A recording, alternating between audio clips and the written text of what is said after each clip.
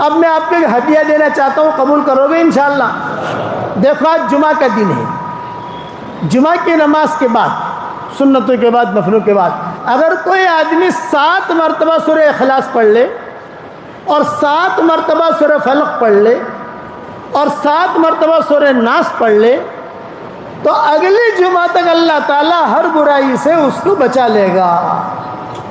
عمل الیوم واللیلہ میں یہ حدیث موجود ہے، اور ہر جمعہ کو میں ویڈیو بھیجتا ہوں، لکھ کے بھی بھیجتا ہوں واٹس ایپ پر۔ اس لیے جمعہ کی نماز کے بعد یہ 3 چیزیں پڑھنے کی آپ اہتمام کریں۔ 7 مرتبہ سورہ اخلاص، 7 مرتبہ سورہ فلق، 7 مرتبہ سورہ ناس۔ 1977 میں کسی جنات نے مجھے یہ وظیفہ دیا تھا حرم میں، 77 کی بات کر رہا ہوں۔ تو میں نے، میرے ابا نے، حضرت جی نے پوچھا میں بڑے میاں کیا کہہ رہے تھے؟ میں نے کہا تھا یہ کہہ رہے تھے۔ تو ابا نے کہا تو پڑھنا لیکن مجموعے بیان مت کرنا، تو پڑھیو، تو پتہ نہیں جنتوں کا ٹھکانہ نہیں، کیا وہ کہیں کیا نہ کہیں، حدیث ہے کہ نہیں، مجموعے بیان مت کرنا۔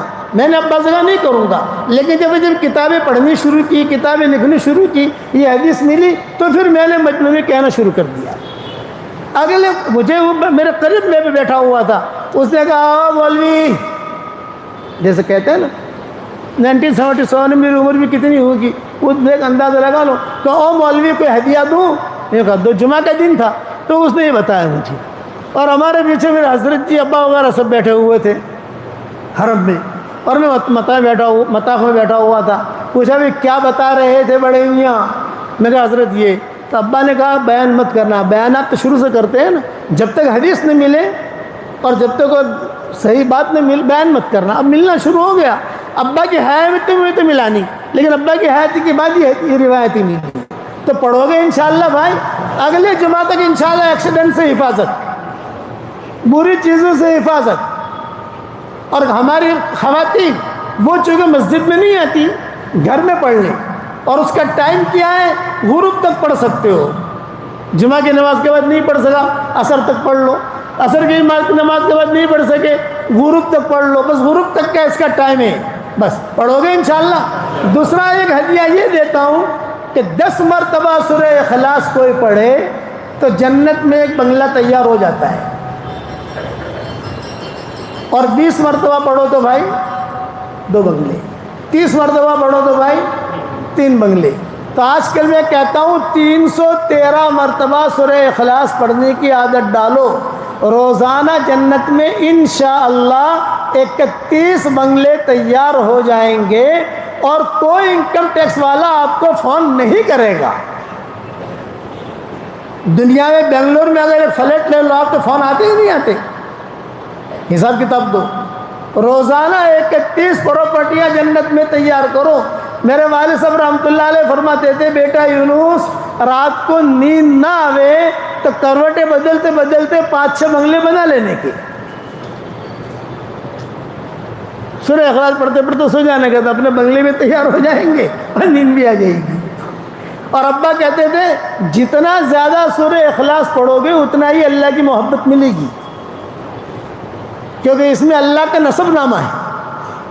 جب حضرت جبریل علیہ السلام سورہ اخلاص لے کر آ رہے تھے دھمال کے ساتھ، تو سارے کے سارے فرشتے جو ہے پوچھ رہے تھے کیا لے کے جا رہے ہیں، کیا لے کے جا رہے ہیں، کیا لے کے جا رہے ہیں؟ تو حضرت جبریل نے کہا یہ اللہ کا نسب نامہ لے کے جا رہا ہوں۔ مکہ مکرمہ میں مشرکین مکہ نے پوچھا تھا بھئی آپ کے باپ کا یہ نام ہے، آپ کی ماں کا یہ نام ہے، تم اللہ اللہ کہتے ہو تو اس کا نسب نامہ کیا ہے؟ اس کی ماں کا کیا نام، باپ کا کیا نام؟ اس پر یہ صورت نازل ہوئی۔ اس لیے آپ حضرات سے درخواست ہے کہ روزانہ 313 مرتبہ پڑھنے کی کوشش کرو۔ ہر مرتبہ بسم اللہ الرحمن الرحیم پڑھنے کی ضرورت نہیں ہے۔ کھانا ہم جب شروع کرتے ہیں 1 مرتبہ بسم اللہ الرحمن الرحیم پڑھتے ہیں، ہر لقمے پر بسم اللہ الرحمن الرحیم نہیں پڑھتے۔ اگر ہر لقمے پر بسم اللہ الرحمن الرحیم پڑھیں گے تو کھائیں گے کیا؟ آپ سمجھ گئے؟ اس لیے ہر مرتبہ ضروری نہیں، ہاں ایک ساتھ پڑھو تو کوئی حرج نہیں ہے، ایک ساتھ نہیں پڑھ سکتے، موٹر چلاتے چلاتے 10 مرتبہ پڑھ لیا، 15 مرتبہ پڑھ لیا، ماؤں بہنوں نے روٹی پکاتے پکاتے پڑھ لیا، تو تھوڑا گھر کا کام کرتے کرتے پڑھ لیا، تو ابا کہتے تھے بیٹا دنیا میں پراپرٹی بہت بنا لی، اب جنت میں پراپرٹی بناؤ. تو بنگلور والے بناؤ گے انشاءاللہ، اب جنت میں پراپرٹی بناؤ. اور ایک بات اور عرض کروں، بات ختم کروں. آج کل لوگ بہت پریشان ہیں جنات، جادو، سب چیزوں میں. آسان نسخہ بتاتا ہوں، کسی عامل کے چکر میں مت پڑنا،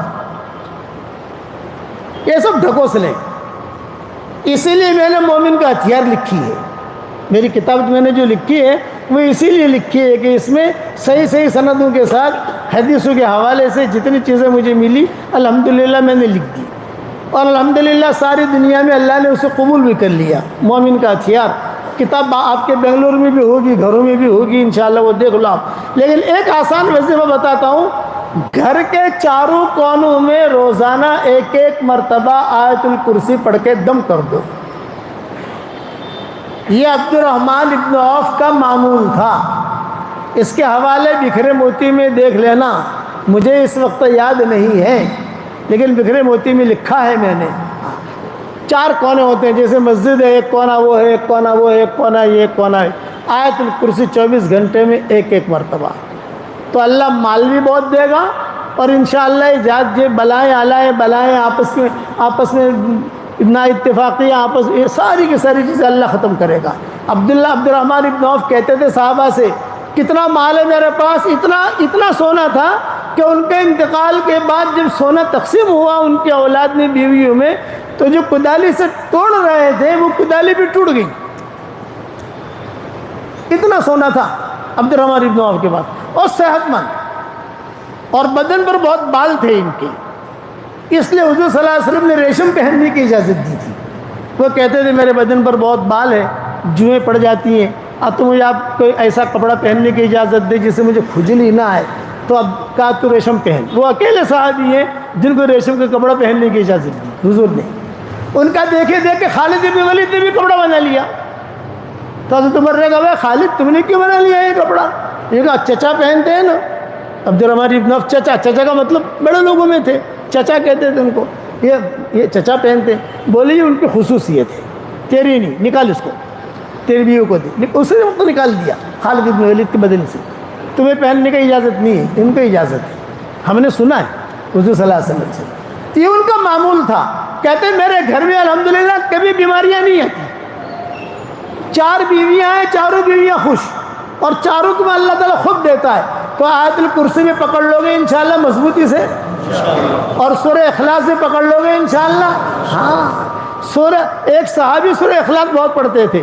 حضور نے پوچھوایا ابھی کیوں پڑھتے ہو سورہ اخلاص؟ انہوں نے کہا حضور مجھے بہت پسند ہے، میرے اللہ کی تعریف ہے، میرے پیارے اللہ کی تعریف ہے، اس کا حسب نسب ہے. آپ نے فرمایا اگر تجھے سورہ اخلاص سے پیار ہے تو اللہ کو بھی تجھ سے پیار ہے. کتنی بڑی چیز ہے. بس میں اسی پر بات ختم کرتا ہوں. دعاؤں کا اہتمام کریں اور دیندار بننے کی کوشش کریں. بے دین دیندار مت بننا. ایک جملہ یاد رکھنا، مسلمانوں کو اور اسلام کو جتنا نقصان بے دین دینداروں سے ہوا ہے